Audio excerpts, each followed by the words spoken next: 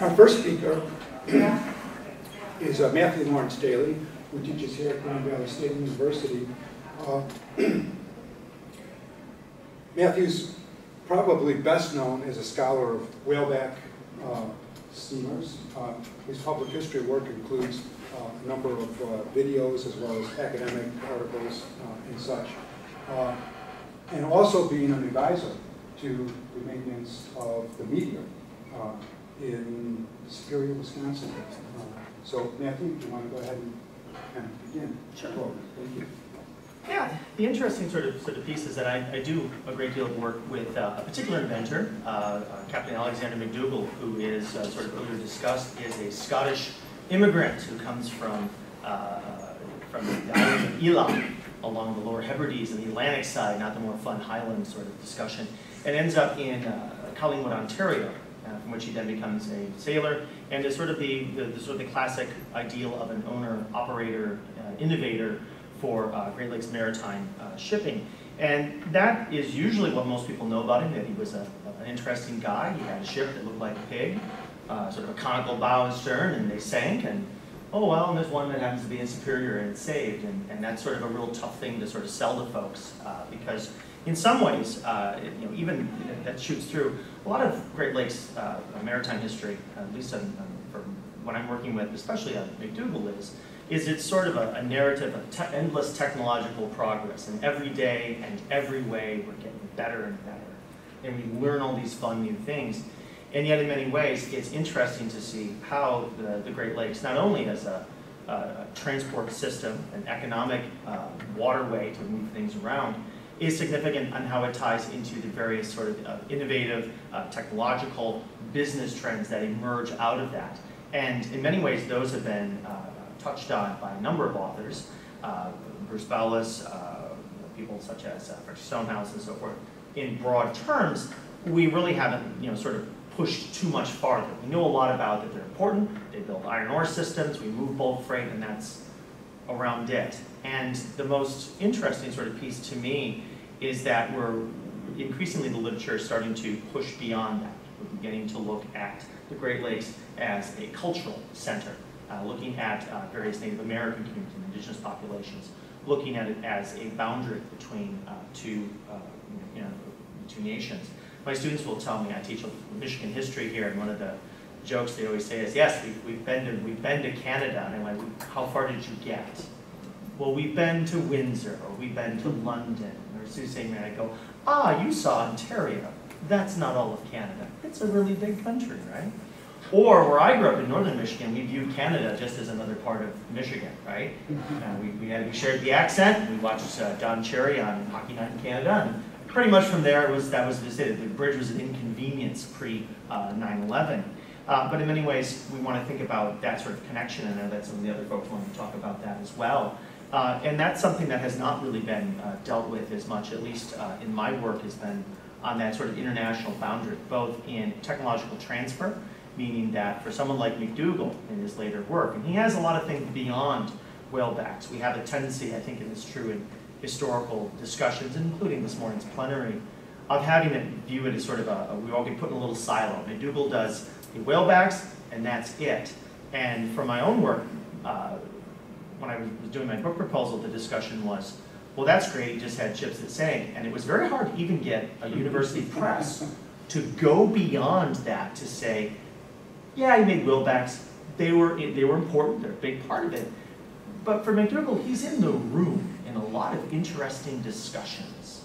Policy for the Lake Carriers Association, which has only been sort of scratched a little bit. A strong relationship to Canada and the Dominion Marine Association, if we're going to stay the technological and sort of bulk freight sort of movement. He was also significant in bringing a great deal of British innovators and shipbuilders to the Great Lakes to be able to advance that. And that even in that sort of component, there's only a limited amount of work done on those sorts of pieces as well. In addition, he was very interesting in business components, right? The idea of how do you conduct business and the transition from sailing ships, which such as Dr. Martin has written about extensively, and Dr. Karen Hensley as well, on sort of owner-operator sort of entrepreneurs to this gigantic vertically integrated system wired within this whole idea and squeezing out of independent business entities, and the reach of these companies into these sort of massive network systems across the entire North American continent at the end of the day. And so those things are very interesting to me, to see that sort of gap that can be done, and it's something that's pushed me in a direction. What that does mean too is that so much of this material is scattered. So if you want to do this, I used to work at Bowling Green, and so I could root around the archives to my heart's content. But to really find out, I ended up at the State University of New York in Binghamton, of all places, rooting through Lamont Montgomery Bowers' papers, who was very important for the Rockefeller system. And I mentioned it to people, and they looked at me and said, "Why would you go there? He didn't do anything with ships." Absolutely he did. He's a vital component of that. And many of these resources are strewn across multiple states, in various federal and state and local repositories, which are a real challenge. But with the growth of various platforms such as Omeka, the growth of computerized systems, we're able to reach out to get those materials much more extensively. And I think that helps to push things, because in many ways, you'll find that sort of cultural, the business, those trends are embedded within those communities. This is a very sort of, for a long time, a local and then a larger piece.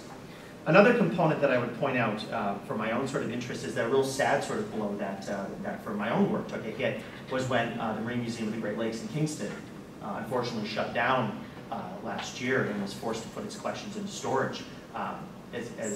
As exciting as it was to go to the Marine Museum, and I loved it when Maurice told me, just go in and don't take anything.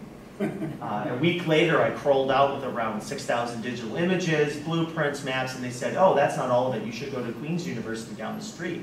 And they went, "Why do you want to see it? Don't they have everything?" And I went, "No, you've got the rest." And so you end up sort of wandering this sort of weird, it's like a Grateful Dead song, right? A long, strange ride, finding this. And where if you go to Collingwood to say, "Well, where's Collingwood's records?" Well, they're not in Collingwood. Where are they? They're in Barrie, Ontario. And down the road you go to Barrie, Ontario, because that's how they ended up. Do they have an online digital system? No. I encountered it at the library, talking to the librarian.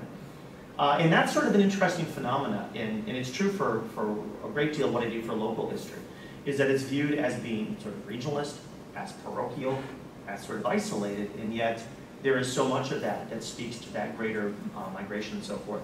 And the last point I would do is I also got very into, McDougall built an interesting ship called the Christopher Columbus, which is the only passenger ship, and it was built for the 1893 Chicago World's Fair. Another connection right there. No books written about 1893, of course. I say that with a great deal of sarcasm. It's like the thing that Chicago does. But on the other side of it too is to look at who worked on something like the Christopher Columbus, right? And most of its crew and staff were heavily driven by African Americans. They worked within the service industry. It's a floating hotel, and you work on that sort of piece. And that is also true for the vast network of Great Lakes passenger and freight ships that there are. I know that Plenary wasn't so thrilled with it, but in many ways, the lives of the people who work on these ships and who are working within that, not just the sort of great bulk freighters, but also on the other sort of little ships, that is also something that's being explored. And that's things such as music, such as art that come through there, regional art, singers such as Lee Murdoch, who gathers those sorts of songs and presents them to the public, either new and historical, and different ethnic communities who are really reliant on these ships and how they really move around. And the waterfront, right? Waterfront for all, if you think about these ships, Milwaukee, Pentwater, Traverse City, Manistee, Sault Ste. Marie, all of these are waterfront cities. And yet when you really look at Milwaukee's, which I was looking at the other day, there's a surprisingly small amount about Milwaukee as being really oriented towards the water rather than initially interior. And that's something to also think about, that these are terrific urban networks, and they really grow that area beyond just Chicago, such as William Cronin's terrific work. That's a great start, and I would say reach out further within that piece, and that makes it very exciting. And that has been started to be doing. Frank Bowles from Central Michigan's new book on Great Lakes Sailors is an excellent start to that sort of piece. And even my own, there was a collection that someone mentioned to me, and it was essentially looking at shipwrecks differently, right? Usually it's bodies on the shore, wreckage on the beach, great underwater archaeology, and yet, how do these systems work? How do you track down these bodies? How do you look at those sorts of pieces? And that's a narrative that we don't really conceptualize too much as well, and yet those materials can be found if you root around and ask a series of interesting questions. So the literature is growing in that direction. I think that's an exciting trend. Thank you. That's a great introduction for us all. I mean, touching on the resources for scholars, as well as some of the great opportunities that are awaiting us in research on the Great Lakes. Excuse me, I'm kind of getting over a cold. Our next speaker is Lynn Helsley. She's Associate Professor of History at Western Michigan University, where she also teaches in environmental sustainability. She's best known perhaps as the author of 1,000 Pieces of Paradise, Landscaping Property in Kickapoo Valley, University of Wisconsin Press. And she has a new book, hold it up please. And she has a new book that she's put out with her colleague, Daniel McFarland, on the Great Lakes. And she's going to share with us today a little bit of some of her current work, which is a volume called Paradox of Abundance, Essays on the Great Lakes, which brings nonfiction writing and creative lyrical writing and history kind of together in one volume. So, All right. In the spirit of a roundtable, I thought I'd tell you a little bit about how I came into Great Lakes history, how that connects with my work, but then move into the kinds of intersections that I see underway. I think our room represents those intersections, but it goes beyond us as well, and show you a few examples of those intersections. Nothing formal, but just to take you through. Can everyone hear me okay? All right. About 10 years ago, a colleague and I, we both came out of the University of Wisconsin-Madison and were teaching. I was at Western, he was at the University of Wisconsin-Oshkosh. We had an epiphany. And we were both Wisconsinites, now I'm a Michigander, and we realized that a standard course in History and Environmental Studies curriculum, American Environmental History, was not serving our students, our Wisconsinites and Michiganders, the way that we thought it should. And if you follow the standard American Environmental History course from beginning to end, you know, here in Michigan, Wisconsin, Washington State, Arizona, there's a kind of narrative trajectory of that. And the narrative trajectory begins in colonial New England. And you follow Concord, Massachusetts, Thoreau, and that region. And then it parachutes over the Great Lakes to land to the near destination of bison in arid American places in the American West. And then you detour down to the American South. And that's the regionality of that. And so out of that regionality of colonial New England, moving to the American West in the 19th century, and then down to the American South, the Great Lakes were practically ignored as a region. And even key environmental landmarks like Love Canal, which are intrinsically Great Lakes stories. They emerged in a Great Lakes context and are representative of Great Lakes development and influence. Even those stories were taken out of context and not presented in a Great Lakes regional idea. And so one of the problems with that from our perspective was that the Great Lakes themselves were so instrumental in the development of North America, whether it's economically or ecologically, or in terms of dealing with the great environmental problems that we're facing today. And so if you think about the Great Lakes corridor, the emergence of steel, automotive, chemical, paper industries, plus a whole host of other industries, and then the transformation of the entire maritime system. 95% of our fresh water, 88% of North America's fresh water supply, in service to that industry, and then the extraction and circulation of resources themselves that underlay that industry. That is an amazing story. And then out of that, all of the problems that are so prominent today, invasive species, toxic hotspots and pollution, habitat destruction, you know, and a whole host of other kinds of environmental paradoxes involving water itself, water diversion, water use, water quality. All of those were prominent in the Great Lakes context. And then you add the layer to that of a whole set of laws and policies that were not derived from the arid American West in that experience, or some of the histories of the American South, but were derived from a uniquely Great Lakes context in which water appeared abundant, whether that was the case or not. So this epiphany took my colleague, Jim Feltman, and I on a circuit in Canada and the US, a kind of tour of the Great Lakes writ large, and an intersection with Canadian colleagues and other people whose work was Great Lakes located, but maybe not Great Lakes contextualized, to see could we revamp our courses or at least offer other opportunities for our students to see their place in this large American panorama.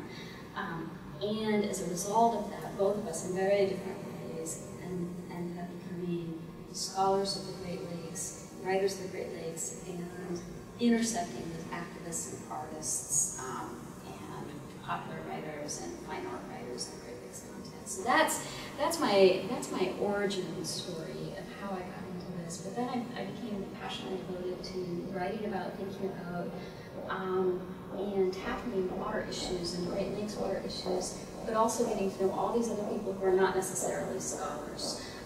And a very typical intersection would be academic history with public history, but that's the easy thing. It's really the artists and the other writers, the historians with the ecologists, the policymakers, with the poets. Those are the kinds of intersections that are really moving us forward on Great Lakes issues. And so my theme is about intersections, and intersections in the places where I'm writing and where I'm doing my work, but intersections across people who are committed to understanding the past of the Great Lakes in order to participate in the present and maybe shape its future in a positive way. So I thought I would just show you a couple of different kinds of intersections that I've engaged with in the last several years. One of them is this more academic style volume called Border Flows, a Century of the Canadian-American Water Relationship. And that intersection represents a real effort to unite Canadian and American scholars around the subject of water along the border. And that wasn't as easy as it sounds, because the Canadians and the Americans haven't traditionally collaborated. And I think that's one of the reasons that we don't have a full-blown Great Lakes literature yet, is because both on the Canadian side and the US side, we're divided by that border. So we work within units that are smaller than the Great Lakes, and we haven't contextualized ourselves as Great Lakes specific. And so this was one effort to get across that border, from America to Canada, not just in the Great Lakes region, but all along the border to Far East to the Pacific Northwest. One of the things we tried, for better or worse, and I'm not sure that readers would consider it perfectly executed, but it's in the spirit of those intersections, was we added a fourth section that was moderated by one of the 2 or 3 people who's famous for writing about the Great Lakes, Jerry Dennis. Jerry Dennis, The Living Great Lakes, and then also The Windward Shore, has made him one of the linchpins of literature and emerging literature on the Great Lakes, a modern literature on the Great Lakes. Unfortunately, Jerry was just one of a few contemporary examples of that. We don't have a literature on the Great Lakes that's the equivalent of a literature on Walden Pond and Thoreau. But maybe that's where we need to be headed. In this fourth section, Jerry took the lead and encouraged us to try our hand at doing what he does as a nature writer, putting ourselves in these places, putting ourselves, not as disinterested parties, but as interested people participating in these places. And so we added this creative fourth section in that spirit of intersections and reaching out and finding ways to connect with our subject matter, both in terms of other people and in terms of our styles too. I want to show you a couple of other connections as well that have to do more with subject matter and the kinds of interests that we do. And I think any of us would relate to this. I think any of the places that we work at would be whole stories unto themselves that open up the entire Great Lakes panorama. And so let me take you through. By way of a brief illustration, Ted and I are both participating in a volume on Chicago environmental history, and I'm co-writing a chapter on that with a colleague of mine, Dan McFarland, who couldn't be here today, but we tried to get him here. And Dan is a scholar on Niagara Falls on the St. Lawrence Seaway, and no one can write about Niagara Falls and the St. Lawrence Seaway without writing about the entire Great Lakes. But there are all sorts of those places across this entire region. And one of the unexpected places that is a Great Lakes-wide story, and yet it's a very tiny local place, is the Chicago Sanitary and Ship Canal outside of Chicago. Now we all know the Chicago Sanitary and Ship Canal in this room because it's the location, one of this monument in environmental history in which Chicago reversed the Chicago River in order to send its waste across the divide to the Mississippi Basin and then down the Mississippi. And at the same time, it's notorious right now because of Asian carp who've made their way up the Mississippi and are literally at the gates of the Chicago Sanitary and Ship Canal, and with the risk of coming into Lake Michigan. So one of those intersections in the Sanitary and Ship Canal are the fish barriers themselves, that whole system of fish barriers. And I was writing a small essay on that I haven't finished because it's blossomed into a large essay. But I went out to find that place one day just for fun, because as an environmental historian and a cultural geographer, I just don't think you should write about places that you don't visit yourself.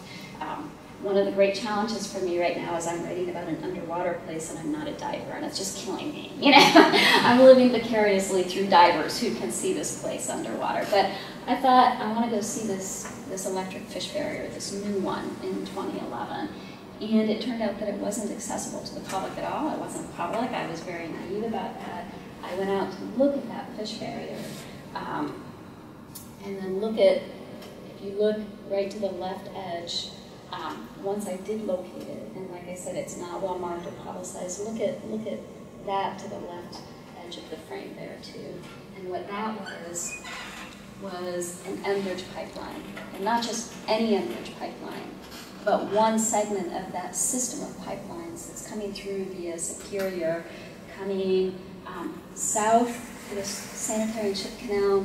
The next segment of it will extend up through Kalamazoo, and that's the segment that was the source of the largest inland oil spill in the country to date in Marshall, Michigan, and it's going to end up at Sarnia then too. And then another segment traverses through the Mackinac Straits, and that's what we're all reading about in the news right now. That 60-year-old pipeline that's going under the water, it too ends up in Sarnia.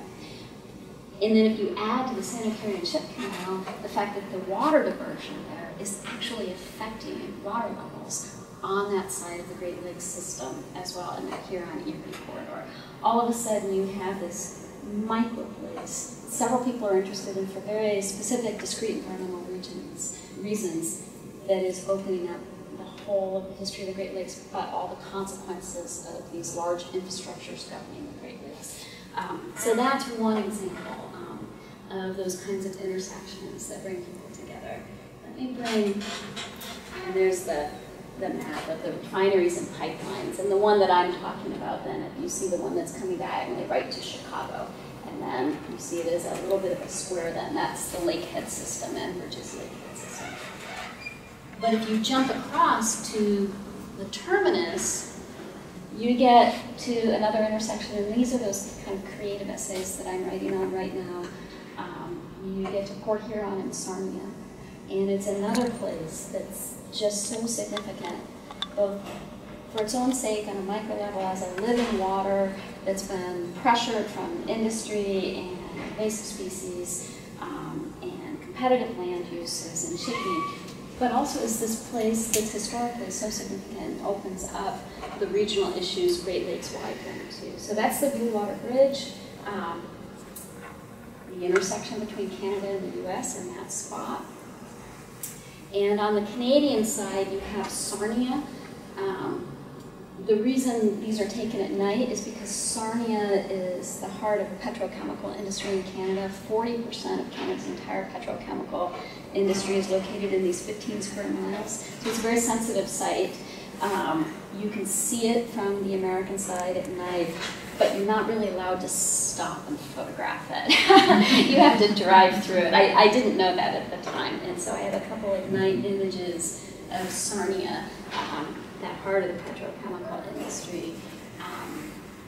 There's the one I was allowed during the day. That's the only one. But a massive conglomeration then. And it's served by shipping, but it's also a through point for Great Lakes shipping from the Atlantic all the way to Lake Superior then too. And there's a little bit of one of the Sarnia companies in the background then too. But as part of that intersection, what's going on under the water matters as much, and that's where the artists and the other writers and the activists and the First Nations groups come into this, because there's a lot going on underneath that we don't, that we can't see for ourselves. And so here's Greg Lashbrook. He's a diver and an artist, but he's been diving in the St. Clair River since he was 16 years old. He's in his 60s now. And what makes that significant is that not only is he dived year-round, but the currents are very strong. So even Great Lakes diving, even those things can be very dangerous. And so he's an expert in river diving in strong currents, among other things. And he himself located a couple of really important spawning reefs. One he did, to help out some fish biologists from the University of Wisconsin. The other one he discovered for himself. And these spawning reefs turned out to be key sites and important habitat for sturgeon, and no one had known that they existed until the 1990s. And through his underwater filmmaking and his art, but also his intimate, I'd almost call it local, indigenous knowledge of those landscapes underwater, he brought that to public attention. And it became a catalyst then for all sorts of conservation efforts that we'll get to. But in that exact same spot was the first place that zebra mussels and quag mussels and round gobies established their foothold in North America as well. So again, these tiny places intersecting, but the knowledge of those places and the public understanding of those places transcending anything that an academic could ever do, and crossing over into the artists, to the writers, and to the activists as well. So at this point, you have the Huron-Erie corridor that's become not only a place of incredible efforts to remediate the long-term toxic pollution from the chemical industry in the area, and how that's hit First Nation tribes and local communities, but also as a place for sturgeon conservation, walleye conservation, and other kinds of efforts to protect these ecosystems then too. And the rise of a whole sense of care and love for this place, even though that part of the state is not the part of the state that many of us would go to for our spiritual communion with wilderness. We might go up to Lake Superior instead. And yet maybe that Huron-Erie corridor itself is inspirational and important. So those are the kinds of intersections that I'm playing with them. And it's not really about what I write or how I write it so much as a burgeoning sense of a commitment to writing, to acting, to painting, to photographing these places as well. So my hope for the future of Great Lakes history is that in 50 years, not only have we tackled and solved some of those problems, cared for, loved, and remediated the Great Lakes, but that we have a comparable literature in our own way, from the poet all the way up to the most famous and important writers focused on the Great Lakes, as important as Walden Pond or the American South, or the Great Landscapes of the American West. That's great. Before Jay and I get to our presentation, I thought maybe quickly if each one of you would identify yourself, because we're going to be talking to each other in a little bit. Perhaps starting with you, sir. All right. I'm Akshis. I'm from Grand Valley here.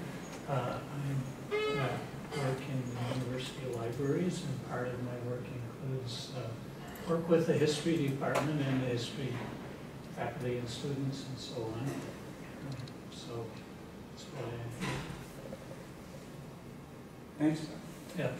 I'm Sue Patrick. I teach at the University of Wisconsin in Marion County. That's one of the two-year pieces of the UW system. And I'm looking at the 1930s in northwestern Wisconsin, which means Superior, Mayfield, and Ashland, as well as further south down to my area of the state. Hi, I'm Peggy Maniotis. I'm the curator at the USS Silverside Submarine Museum in Muskegon. And my interest is here is I'm always looking for unique, different aspects of military and maritime history to marry together for the museum and to continue the research of it. Yeah, it's really important to hear. Yeah. Ron Bloomfield, I'm Central Michigan University Museum Studies Program and Clients Manager at the museum.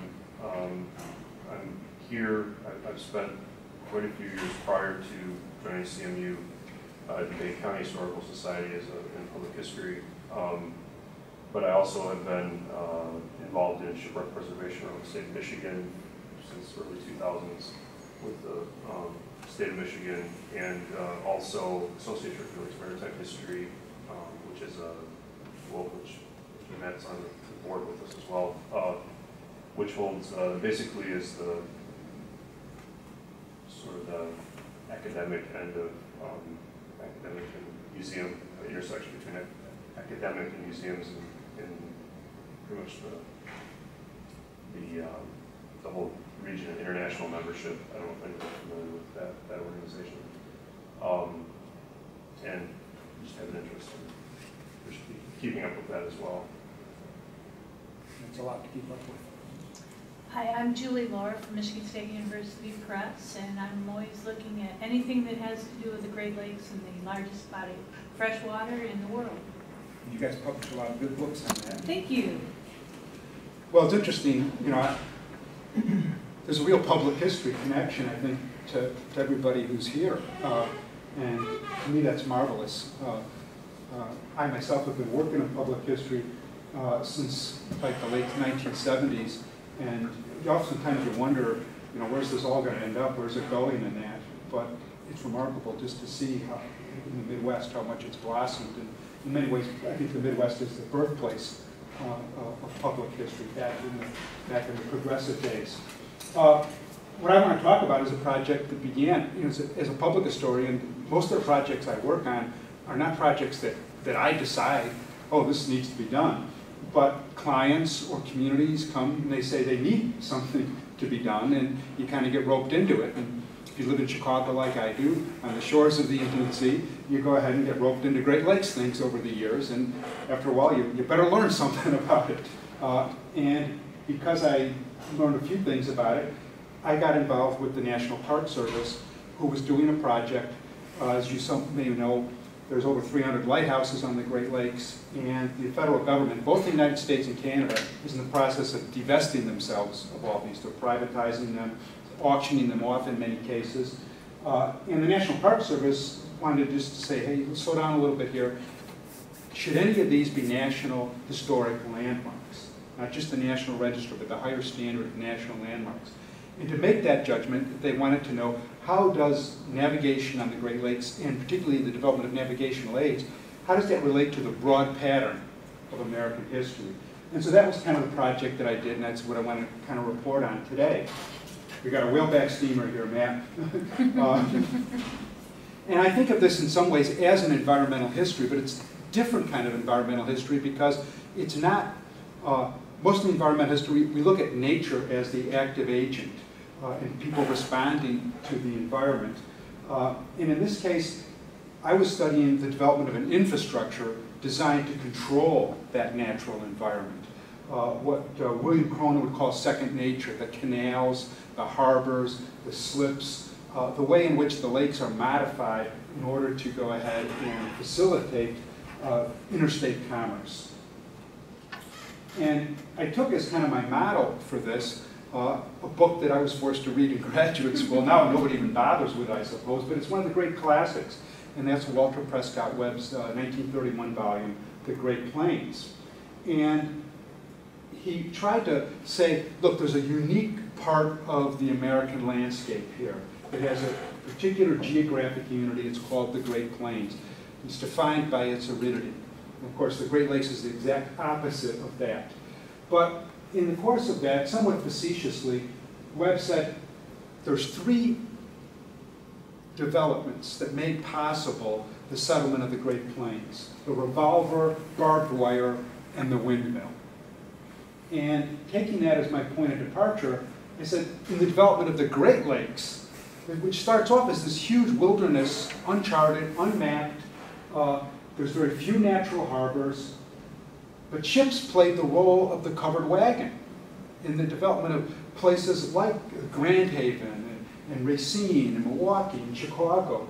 The settlement of this region is made possible by lighthouses, navigational charts, and the building of harbors. And we can't understand the Great Lakes portion of the Midwest unless we go ahead and incorporate that maritime infrastructure in its development. And it's very important to the way in which not just the Midwest developed, but how the Midwest influenced the rest of the country's history, particularly in the 19th century. Because the development of water transportation in the Great Lakes produced a type of capitalism that was different than what was really being pushed in the rest of the country.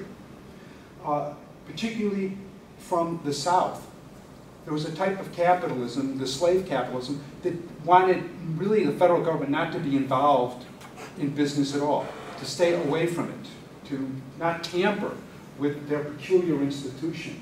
Whereas on the Great Lakes, because of the peculiarities of adapting to the environment, government had to be a necessary partner.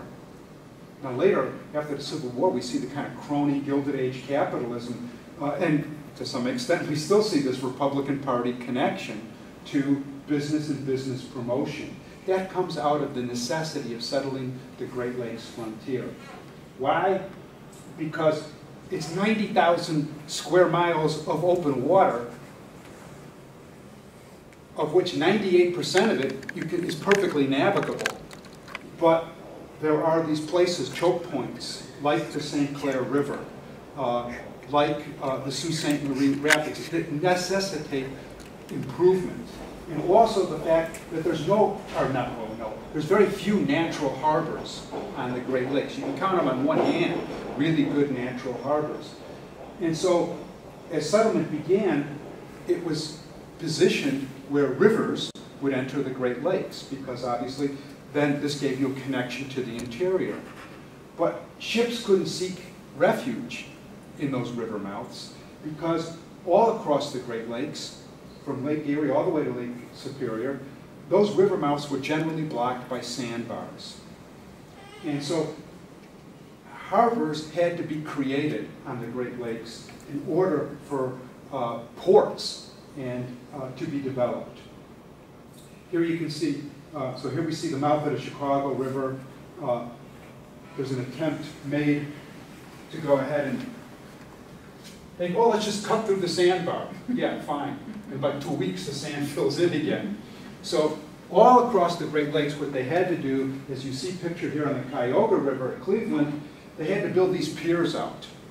And it wasn't just you could build the piers that would open up the river for navigation, but you still had to do dredging on a regular basis. The piers deteriorated, and after 2, 3, 5 years, they needed to be reinforced. So it was really very much of an ongoing issue on the Great Lakes. Chicago was the only city on Lake Michigan for about 20 years that had an improved harbor. And so on this huge lake, 300 miles long, the only lake completely in the United States. They got one safe harbor. This really retarded the development of places, particularly like Milwaukee. And here we see a letter from James Doty, who was the state representative in Congress for the Wisconsin Territory. He's complaining that just in the last 10 days, there were enough ships lost on the Great Lakes that you could have built harbors for every one of those ports. And he comments, what a pity they were not all loaded with senators and members of Congress. Because the problem for the Great Lakes in the antebellum period was how to get support from Congress. The states bankrupted themselves building a network of canals and roads very early in their territorial, in some cases, in state history. They couldn't do this. They needed federal help for interstate commerce. And it entered into this, of course, great debate that we had in the 19th century between the Whigs and the Democrats. Should there be a national system of internal improvements? The Democratic Party, even before this, but from 1844 to the Civil War, every one of their national party platforms says the Constitution does not allow for federally funded internal improvements. And their administration stuck by this as a matter of like religion, practically. So in 1846, when now the North is beginning to go ahead and the West are beginning to develop enough congressional representatives, they pushed through a bill, River and Harbor Act, 1846, $500,000 for Great Lakes improvements, it's vetoed by James K. Polk. And in his veto message, he says, they are called harbors, but they're not connected with foreign commerce. You know, British North America, right on the other side of the lakes, forget it. It's not in his intellectual conception. And he regarded the building of these harbors as a really unimportant issue. That's not the way a Midwestern congressman such as John Wentworth would have seen it. He pointed out in the congressional record, the commerce of the lakes this past season, 1846, was 125 million, employing 6,000 active seamen. The large amount of lake commerce, import and export, will best be understood when it is known that the whole export commerce of the United States is 114 million. Now, 1846, this is at the absolute peak of the cotton boom in the South. And all the new history of capitalism people tell us how critical that was to the United States. But in actuality, it's the Great Lakes commerce that is more important to the United States because it's not just all export. That veto by Polk sponsored one of the most important and somewhat neglected political movements in American history, and that was the River and Harbor Convention held in Chicago, 1847. Somewhere between 5,000 and 10,000 people came. This is the largest political gathering in American history up to that time. Not for issues of war and peace, not for issues of slavery or temperance. It's Great Lakes navigation that drives these people together. And these are the people who will eventually become the Republican Party. Abraham Lincoln gives his first real public address at this conference. Thurlow Weed, Horace Greeley, all these key people in building the Republican Party come together at this moment and say, this is a national issue. And the problem that they face is that so much of the Congress doesn't want to face the fact that the Great Lakes are not just these goose ponds. They are, in fact, inland seas. And the challenge of so many of the people who work on Great Lakes issues is to go ahead and get this idea across. You can look in the work of a lot of antebellum writers, Harriet Martineau, Fuller, Margaret Fuller, thank you, Herman Melville. They write about the Great Lakes as inland seas, trying to get this point across. The lakes are used tremendously in this period. They're really building the region. And virtually all the settlers who come to Wisconsin, Michigan, and northern Illinois are coming by lake ships. But it is dangerous. Just in 1850, 431 people lose their lives in Great Lakes shipwrecks. State of the Union Address, 1851, the President says, great numbers of lives and vast amounts of property annually are lost in the lakes for the lack of harbors. They get a little help, surprisingly, from the United States Supreme Court, which is not giving much help to the free states at all in these years. But Roger B. Taney, in an 1852 case, cites, these lakes are truly inland seas. Different states border on them on one side, foreign nations on the other. The great growing commerce that is carried upon between them in the different states in a foreign nation, which is subject to all the incidents and hazards that attend commerce on the ocean. Hostile fleets have been countered on them, and prizes have been made. And every reason exists to extend the admiralty jurisdiction of the general government, which is on the Atlantic Ocean, now extend it to the Great Lakes. And that goes ahead and provides constitutional coverage for Great Lakes. And as President of the United States, Millard Fillmore, right, who's thinking about poor Millard? But Millard Fillmore, who becomes president when Zachary Taylor has the good sense of dying, something that I think the current presidents of the Oval Office might consider, he goes ahead and gets involved in politics because of the River and Harbor Convention. He'd been out of politics before that. And so he used his time as the sort of accidental president to put through the only major river and harbor bill that's passed in the antebellum period. And it leads to 27 new lighthouses on the Great Lakes.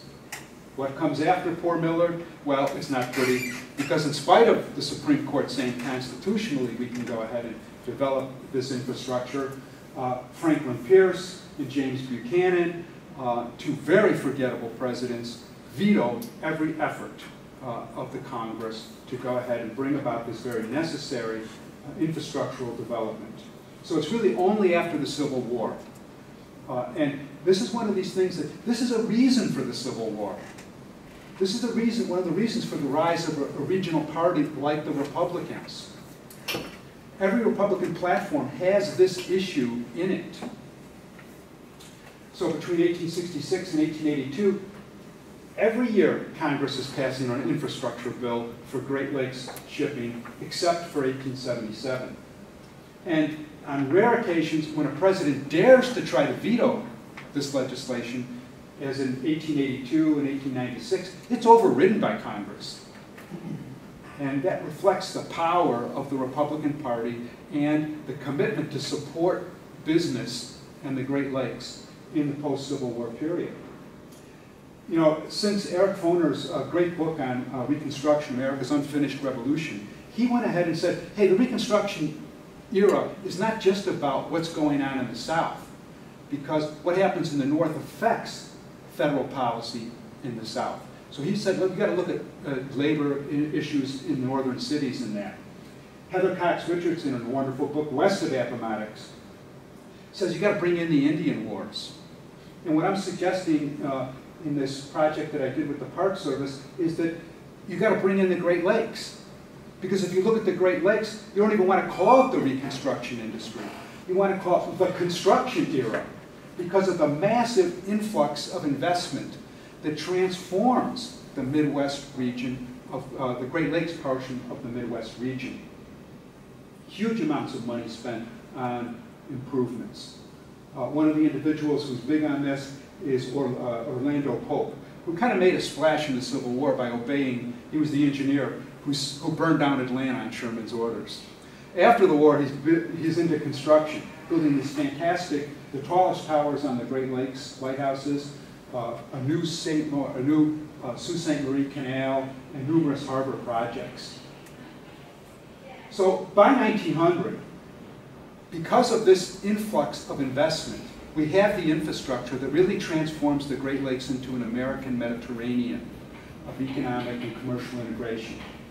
Half of all U.S. shipping, you can throw in the Atlantic, the Pacific, the Gulf Coast, yet nonetheless, half of all shipping is in the Great Lakes at this time. Chicago is the second busiest port in the United States, only bowing to New York.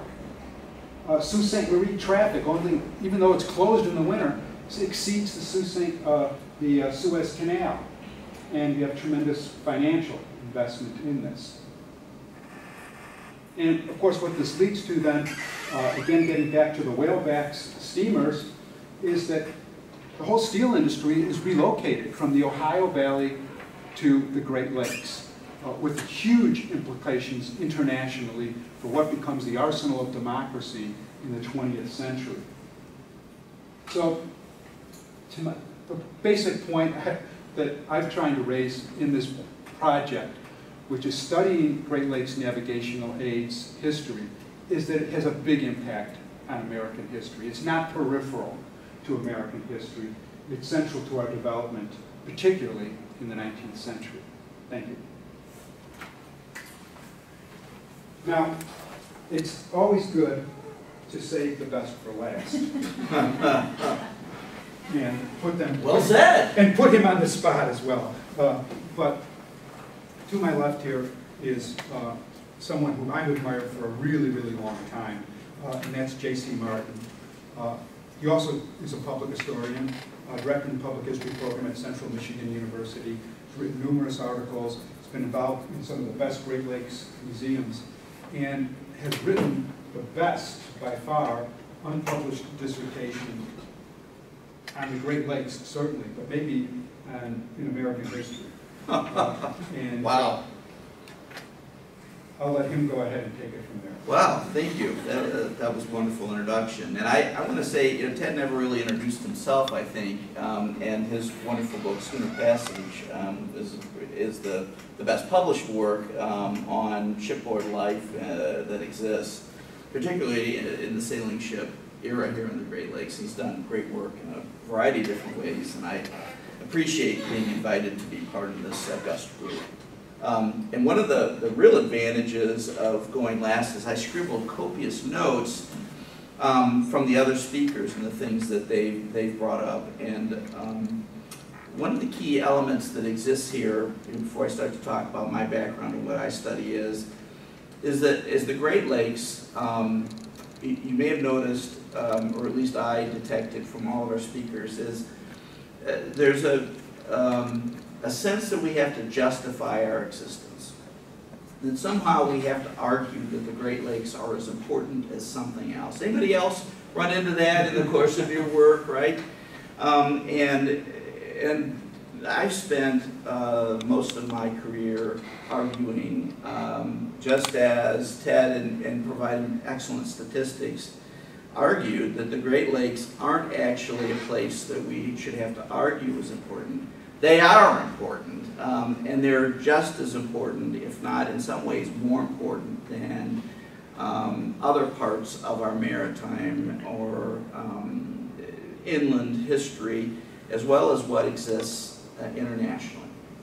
So to understand how I came to this, I have to explain a little bit about my background. I originally intended to be a public historian and to teach public history. And I also was very interested in archaeology and always interested in maritime history. And as I was finishing up my undergraduate work, in order to work in underwater archaeology, I began out in terrestrial archaeology and was trained in that realm. And I noticed that at the time, so this would have been the early 80s, that I was studying public history and archaeology, that, both applied fields, that the archaeologists that I work with all did practice in the field. And all the historians who worked in museums and public history did not practice in the field. In fact, several of them, I never took a class in museum studies, but I now teach from somebody who'd actually ever worked in a museum. And this became more and more of an issue for me. And so that combined with another interest I have and a focus, and that is that I believe you ought to study what you know and you ought to get firsthand experience as you study, much as Francis Parkman believed in terms of studying the West, and Samuel Eliot Morison believed in terms of studying naval history. And so I decided in public history, if I was going to teach it, that I needed to do it in all the realms that I could. So I put significant time into being a teacher, an editor, doing litigation support, an archivist, underwater archaeologist, park ranger, ad nauseum. So I spent decades going from job to job building this experience, but always focusing on the Great Lakes as my primary research interest. I found as part of that process, particularly I was interested in shipboard life and shipbuilding and technology. And I found a mentor and a person by the name of Richard J. Wright. Does anybody here, by show of hands, how many of you know that name, Richard J. Wright? Actually, that's a pretty good number, a surprisingly high number, I think. Richard J. Wright wrote Freshwater Whales, which is not only a business history, but a history of the American Shipbuilding Company, which is one of the largest big business, major corporate concerns on the Great Lakes, with shipyards and most of the major ports, and on the Canadian side as well as the American side. And he did work in a variety of different areas, and I worked closely with him as a student, as a graduate student in particular. And he had worked on the Great Lakes. He was a coal passer on a Great Lakes steamer. And so I went to work in summers on the Great Lakes. Last time I sailed was in 1995 as a deckhand on a 1,000-footer. which happened to be while I was waiting for the ink to dry on my dissertation, which thank you for those kind words about, and tried to develop a better sense of place, much in the way that Lynn was talking about, that you want to write about the places you visited. For me, I wanted to write about the areas I'd worked in and things that I had seen, things that I'd done, and try to build an intimate knowledge. So both below the water and above the water, on the water and ashore in various ways, I tried to build my base, my knowledge. And Rick Wright was a great ally in that. How many of you have been to Bowling Green and have used the historical collection of the Great Lakes there? I know several people here, okay. The rest of you who haven't should go there. It's a monumental collection of Great Lakes material, and Rick Wright had a uncanny sense as a historian and an archivist, and with an unbelievable love of the Great Lakes, for what needed to be preserved. So environmental history, commercial fishing, shipbuilding, shipboard life, there's still much to be mined there. There are collections that are just fascinating in their depth and detail that he collected over time. It's a wonderful, wonderful resource. But unfortunately, Rick died suddenly of a heart attack in 1986, and his plan for what was then called the Institute for Great Lakes Research, not to be confused with the place of that name now at my university at Central Michigan. His view was that not only would it be an archive that was a center for research where all kinds of material on every topic one might be interested in Great Lakes history, environment, culture, anything that he could think of would be collected. But he also wanted to have a visiting scholar program so that people on sabbatical or otherwise who could detach from their work lives could come and finish their work, where he would be able to help to advance the profession in a variety of different ways. He kept up close ties with the shipping industry and the shipbuilding industry, which were intimately associated with him throughout his life.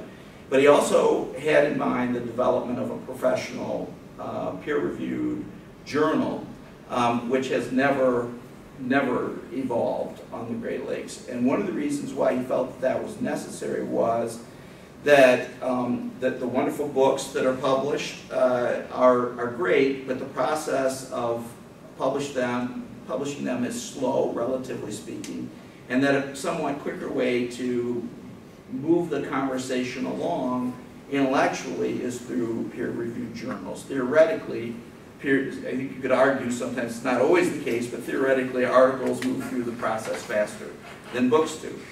And so one of the things that I've spent a considerable amount of time on in recent months is working toward a peer-reviewed journal on the Great Lakes.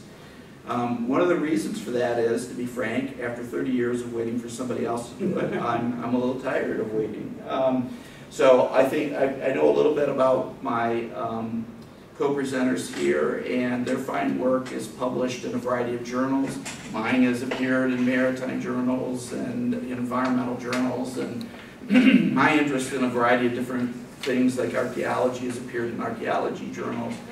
But throughout that process, I've often had to argue for the importance of the Great Lakes, why the Great Lakes is important.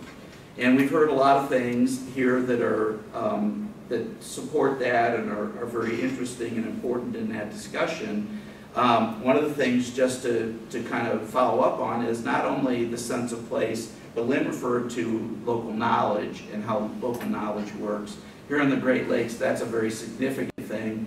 Having local knowledge to be able to navigate, to understand how the Great Lakes work, how it works locally, all of those things are of key importance. Matthew had commented upon technology and innovation. Here I have found in my studies over and over again focusing on shipboard life, technology transmission, and more recently on the early pre-seaway traffic, that people have the belief, mistakenly, that the lakes are a system that's detached from the rest of the world up until the St. Lawrence Seaway opens in 1959. And there's much discussion about the fact that the Erie Canal and the Ohio Canals, the Chicago Sanitary Ship Canal and things start to open up that trade. But the earliest vessel that I found that came into the Great Lakes from saltwater was in 1826, year after the Erie Canal opened. And ships were running by the 1830s, they were running up and down the St. Lawrence River. They were, by 1841, they were running up the river as well as down it through the rapids. So there's significant trade that's happening here. And what I find most fascinating is the Great Lakes are not the backwater that they're so often made out to be and have been for decades by people who have a vested interest in that mythology, primarily people who are on the East Coast and to a lesser extent other folks. I have found instead that the lakes are more often than not the center of innovation. So after they have started to really grow, as Ted was describing in the 1840s, and that the convention of Rivers and Harbors Convention of 1847 is important because it shifted attention from coastal cities to interior cities. The Great Lakes become a place where innovation happens, and then it's exported worldwide. And so, more often than not, that's the real role of our Great Lakes. Even today, and I'll tell you one story, this was from the last time I sailed, which was in 1995. Here I was a deckhand on a Great Lakes freighter, a few months away from getting my PhD. The captain called me Dr. Deckhand, right?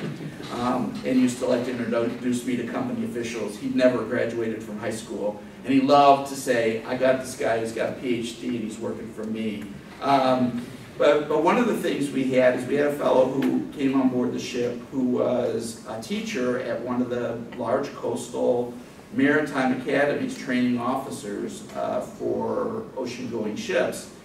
And he came on and needed to keep his seaman's documents up to date. And so he couldn't get a job on the ocean, so he found a position here in the Great Lakes. He came on our ship. And he was a person of about 20, 30 years experience, and he came on board, and the first thing he told us is that he was reluctant to be here because the Great Lakes aren't really like an ocean. I mean, he sort of felt like he was on vacation coming to join us. And over the next few days, he realized that Great Lake ships, unlike oceanic ships, that sometimes can go weeks without making a port. We make a canal or a port every 24 hours. It's very rare for us not to every day be making a port or passing through a canal, which means work. And so he was called out of his bunk at all kinds of days and nights and times. He had a hard time with the fact that when we went through the Soo Locks, there was a very narrow space for us to go through, and they would throw me on the bosun's chair and swing me out and drop me onto the dock, and they'd throw me a heaving line, and we would bring out the wire cable, and it had to be moved from place to place. And I remember he couldn't get the hang of the winch, so one time I'm walking with a cable at the Soo Locks, me and the dock tender, and he threw it into heave, which meant he suddenly brought it in fast, and both of us ended up being dragged across the dock. And so his complaints, interestingly enough, about being on the Great Lakes started to peter out. But in all that time, all the people who I worked with who had sailed for decades never complained about him complaining about the Great Lakes. They complained about everything else. The food they complained about, right? The steaks aren't thick enough, or they aren't done right. Everything they complained about, but the one thing they didn't. And that is that they had been conditioned to accept what people from saltwater said about them. But on the other hand, when the guy didn't last more than a few weeks, and the captain dropped him on the dock and said, never again, don't ever come back to this fleet again. And obviously I think he was as relieved to be rid of us as we were of him. There are differences for what happens here, and there are extraordinary things about the Great Lakes. And when you stand in the wheelhouse of a Great Lakes ship, and you're passing through a narrow navigational channel that's poorly marked because it's the middle of the lakes, especially the upper end of Lake Michigan, a storm comes up, and you see the winds hit 60, 70 miles an hour, the electronics go out, there's no radar, You're in a narrow channel, but you can't see it. You can't see the lighthouse to navigate by. And the third mate, who's about to lose his mind because it's the first time he's been in charge of the ship, of the boat, by himself, you see him tense up, and the captain comes back behind him and just taps him and says, "I got her. I'll run the boat." Takes charge, and without being able to see him, with zero visibility, you can't even see beyond the windows of the bridge, takes it and makes a major turn with no instruments, only with no local knowledge and 30 years experience sailing those waters, nothing to indicate where we should be, makes the turn perfectly, and when the storm passes, we're right in the middle of the channel, and we made a major turn without any difficulty. The channel in that space, our ship being 103 feet wide, and the channel in that particular area being just something less than sub 100 feet wide. When you see those kinds of things, you see the art that goes into those things.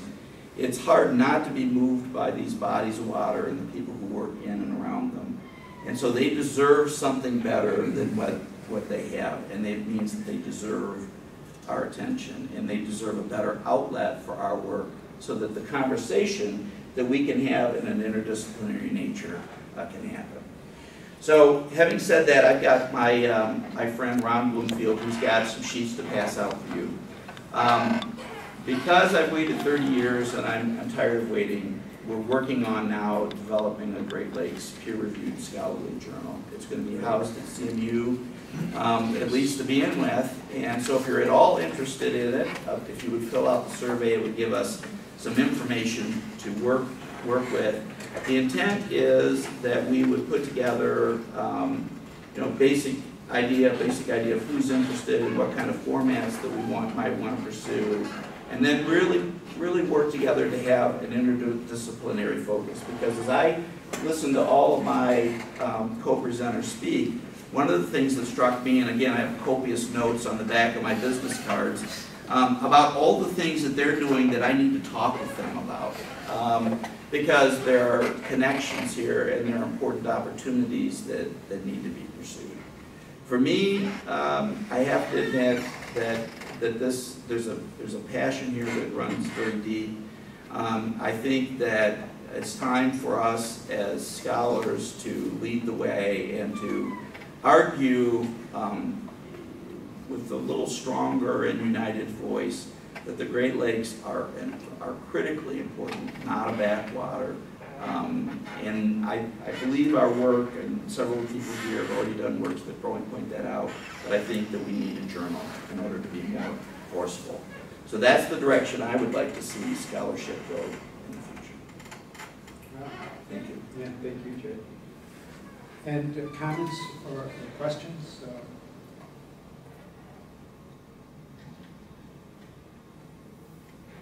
Stunned silence is always kind of you never know how to take that. Is it because it's right before lunch, or? Is there a press in mind for producing the journal? I'm not sure that we're going to go with an established press. We're looking at all the options with some of the e-journals and the other opportunities that are out there. I think there's a lot that can be done.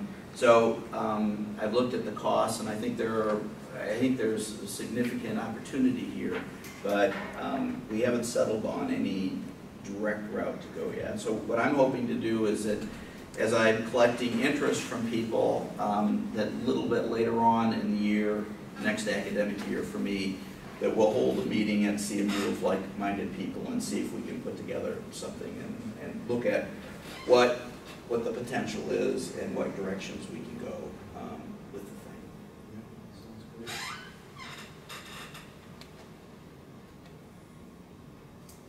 One of the common areas that seems to me from the different presentations, perhaps less apparent in mine than the others, but is the relationship between maritime history and environmental history. Last summer I was working on an essay for this volume that Lynn and I are involved with on environmental history of Chicago. And I was supposed to be writing about the 19th century in Lake Michigan. And I wrote what I thought was it was a maritime history of Lake Michigan. And I kept asking myself, but is this going to be, is this going to fit? Is this environmental history? And I think in some ways that the two just kind of naturally fit together. I have a colleague, he's in this volume, he does work on the Pacific Northwest fisheries, but he reviewed an MSU Press book from several years back called Fish Law. So Michael Schropp and Kristen Sylvian. And you know, one of the things he commented on is that the Great Lakes, even though it doesn't, you know, it's not a perfect fit, but it's not just a coherent geological region, but it's a coherent economic region, at least at certain points in time too. And as soon as you look at the Great Lakes as a maritime system that is at once a maritime economic system, it assumes more coherence than it gets you over with. And so I think that's one of the lessons that he took from this fisheries book on Michigan with the MSU.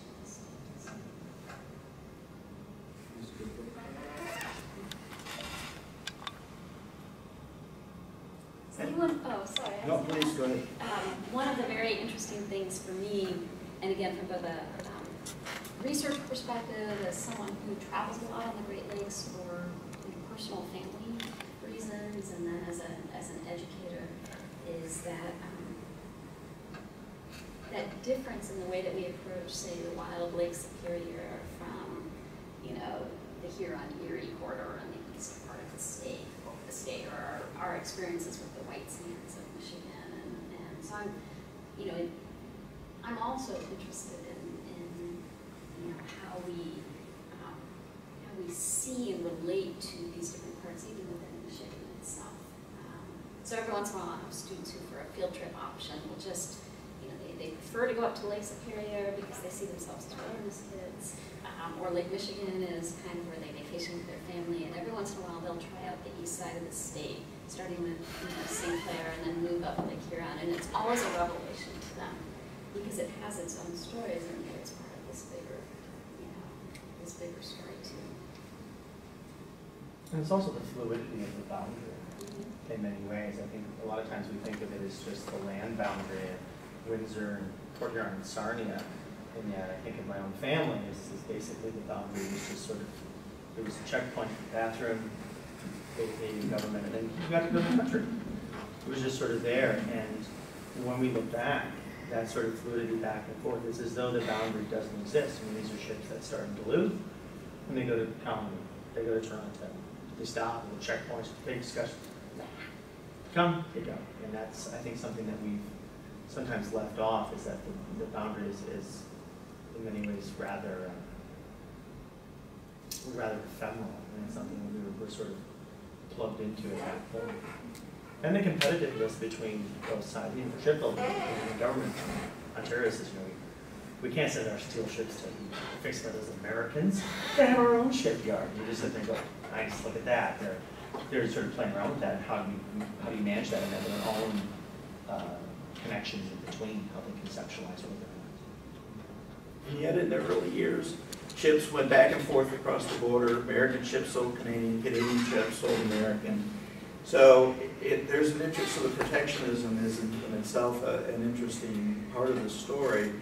And I think it was, you know, it was Lynn was talking about the fact, you know, that sometimes the border separates us Canadian and American. And a lot of the work that I do, I work really closely with some of my Canadian colleagues because we work on very similar things. And I don't have a choice but to recognize the border, but at the same time I don't have any choice but also to put things together. It's the same, everybody sails the same bodies of water theoretically.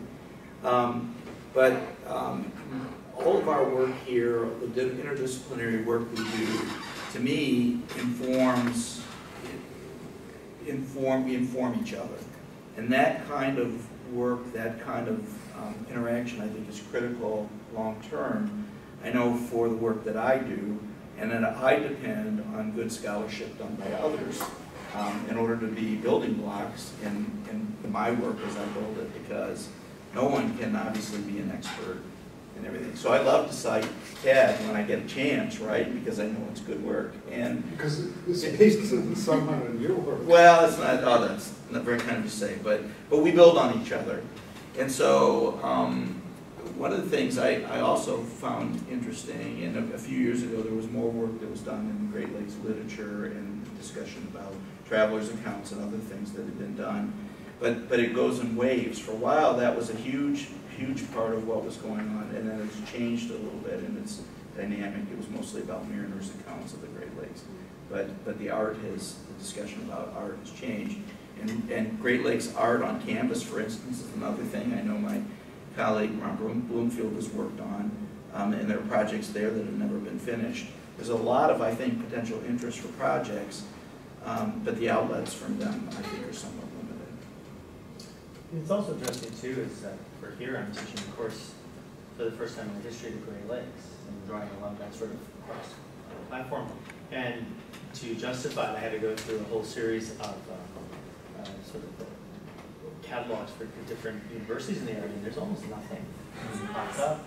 It's very difficult to find that, and it's also something that students really don't conceptualize in their own way outside of that. And that's also true at Bowling Green. I mean, you know, I came about 5 years after you were finished to Bowling Green.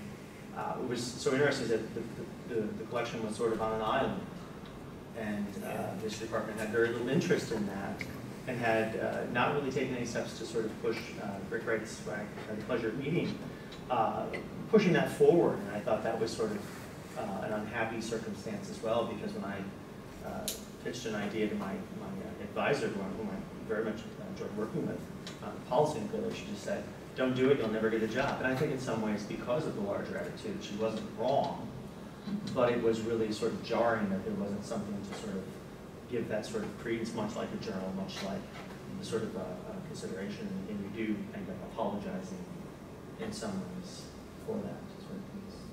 You know, I like that comment because when I started teaching a Great Lakes history class, I began right around the time that Jerry Dennis's first book came out. We were already in touch with Dave Dempsey, who had already written a book on Lake Michigan and the Great Lakes. And there were a couple of things. One, having a group of students who now are, you know, they're adults, they're in the work world, they're mature professionals at this point. One of the things that came out of that was their sense that, wow, I didn't know how important this was. All right, so that was one. That's that defensive posture. Okay, but getting beyond the defensive posture, what that did, with that course and as it evolved, was really connect me and my students to some of the important popular writers that are the ones whose names come up when you're studying or thinking about the Great Lakes. And the reason that that's important is those books could be forgotten if they didn't live through these classes and through, you know, succession of people coming back to those. And that's that kind of literature and return and revisiting. So instead of, you know, On the Brink or Great Lakes Water Wars or The Living Great Lakes becoming kind of one-off and receding into the past, I think that that's an important part of our project too, is to keep them as a way that students can connect because they're very accessible and they're passionate, but also they can recite the newer things. So it's that, it's again those broader connections and connecting us to some of those people as well. Just a thought.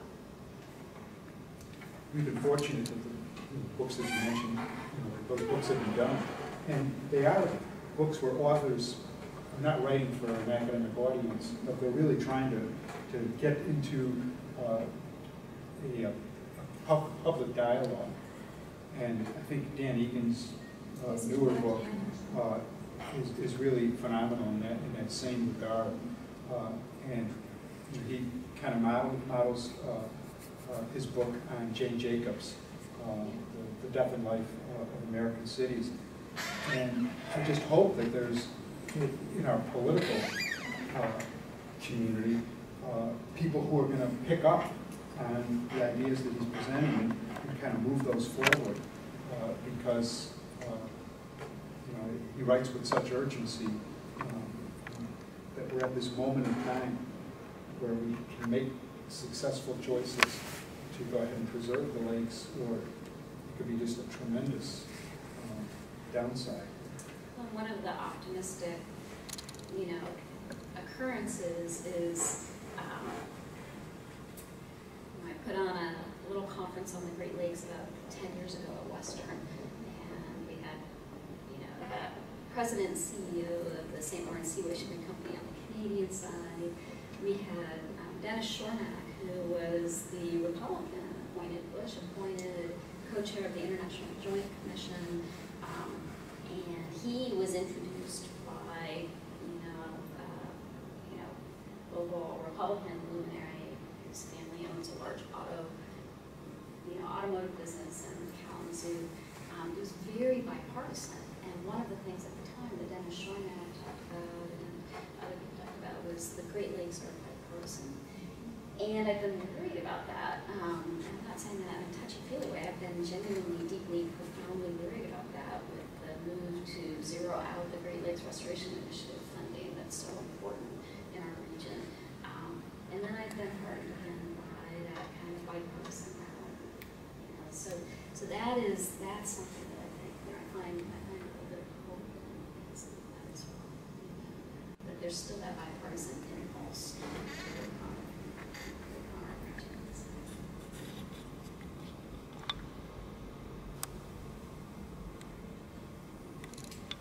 I think just to add one note to it, in terms of teaching, I have a lot of students who are interested in the Great Lakes, and we work in that realm to some extent with our cultural resource management program.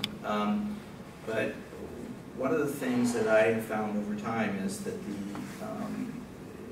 maybe I'm prejudiced because I'm a museum director by trade, but the Maritime museums around the region are often the center in local communities for an interest in the Great Lakes, and of course there are various environmental organizations that provide a constituency and a stakeholder group to try to get the word out. The challenge is, of course, to get all these organizations, these people, to understand how interrelated we are, and that today's ship is tomorrow's shipwreck, which is the next day's underwater reef and habitat, and possibly a source of pollution.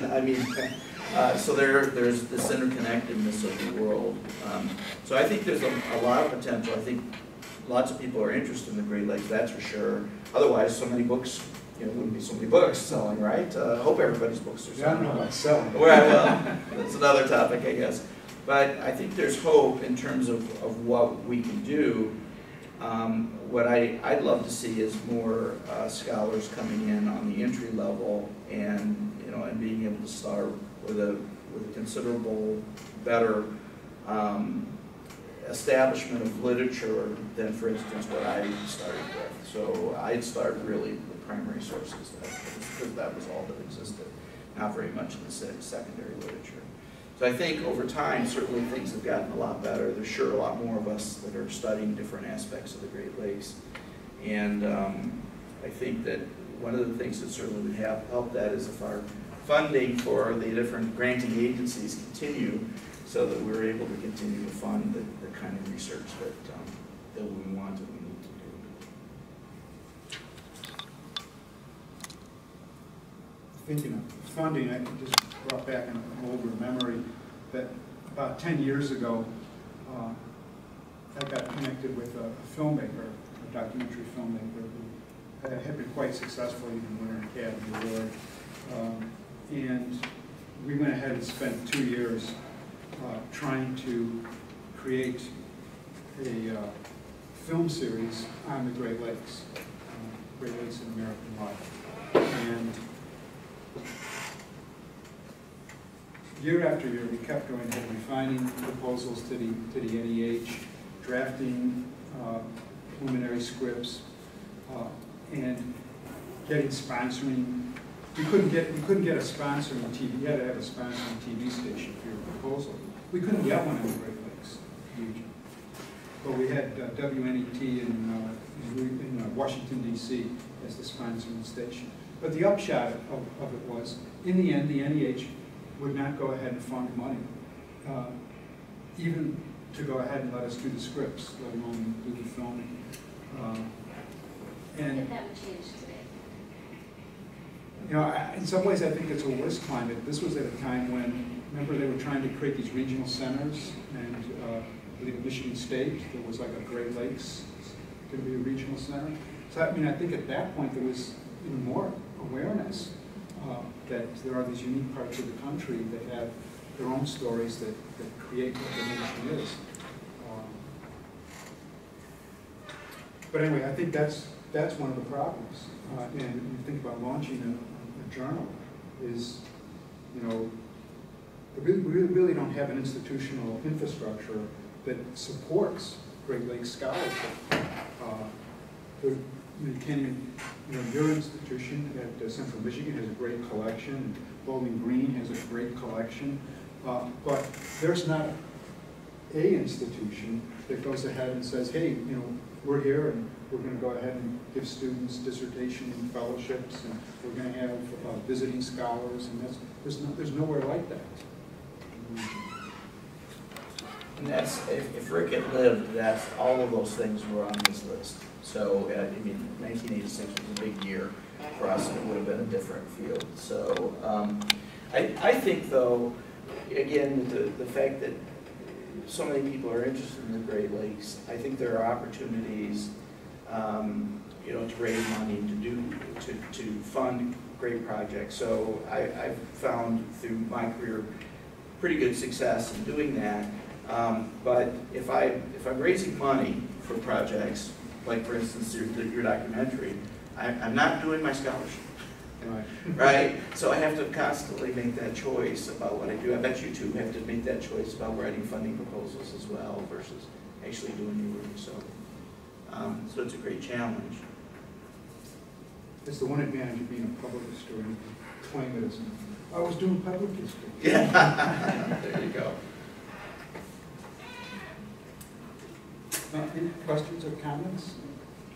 What was that book that you mentioned that was based on Jane Jacobs' work? It's a new book. Yeah, Dan Egan's book is the, was it the Once in The Future? Death and Life. of the Great Lakes. Oh, okay. And Dan is fantastic. He's a Milwaukee Journal Sentinel reporter, and he had done this fabulous series a couple of years ago that I followed.